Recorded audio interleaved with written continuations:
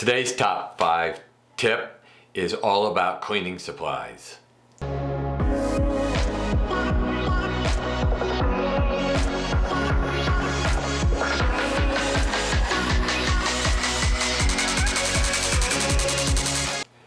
So tip number 1 is locate all the cleaning supplies in your home. I know that sounds silly, but here's the thing. You have cleaning supplies everywhere, I bet. You have them in your laundry room, you have them in your pantry, you have them underneath your vanity sinks, you might have them under your kitchen sink, you might have them in a pantry. You have cleaning supplies all over your home, and so the first thing you need to do is locate all your cleaning supplies, because every single cleaning supply that you have has to be put in a place where a child can't reach it. And so step number 1 is figuring out where they all are, because again, they're everywhere. Step number 2 is deciding where you're gonna put all these cleaning supplies. My suggestion is put them all in one or a maximum of 2 places. So maybe you'd put laundry detergents and things to do with laundry in one place, and then all of the rest of your cleaning supplies in another place. But it's going to be really critical that you determine where are you going to put that. So one of the things you need to think about is that most states is 5 feet off the floor. That's what your cleaning supplies has to be, at least 5 feet off the floor, or in a locked cabinet of some type that your children can't access. So for us, it was a pantry. We chose the pantry, and then we had a shelf put above our washing machine that was 5 feet off the floor, and that sufficed. But our agency made us to go one step further, and we'll talk about that in tip number 3. So tip number 2, figure out what the location is. I know that sounds silly, but you're really going to need to think that through. Tip number 3, use tubs with lids. So what we did is we got some totes, and we put all of our cleaning supplies in those totes. We closed the lids, and then we could put them on a shelf that was above 5 feet. Now remember, I just said that we put our stuff in our laundry room.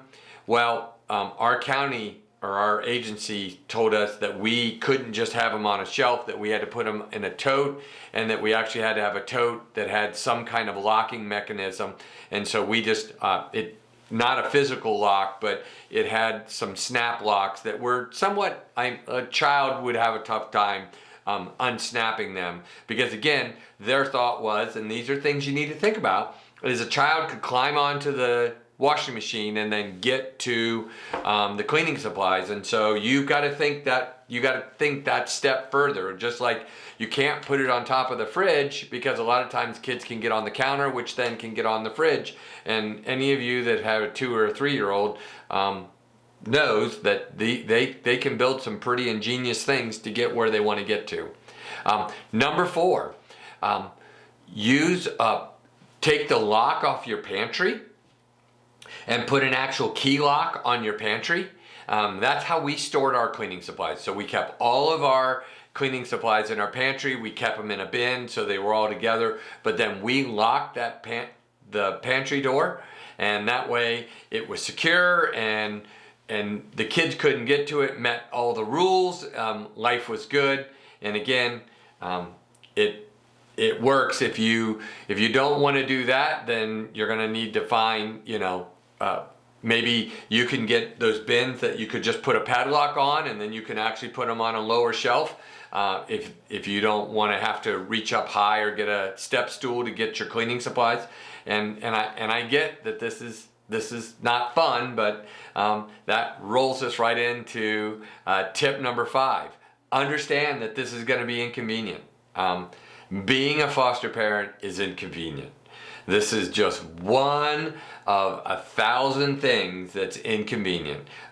It is all done for the safety of the children, and some of these rules seem really stupid, and some of them might be actually stupid, but it doesn't matter, because they don't care if you think it's stupid or not.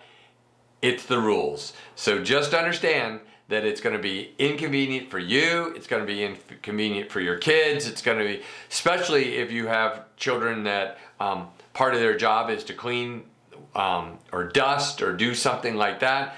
They're not going to be able to just go get it. You're going to have to get it for them. And again, this is completely inconvenient, but understand being a foster parent in many cases is very inconvenient. So those are my top 5 for dealing with cleaning supplies. I hope you enjoyed this. If you just keep tuning in for more, we're constantly making more videos to talk about things that you'll need to be the very best foster parent you can be.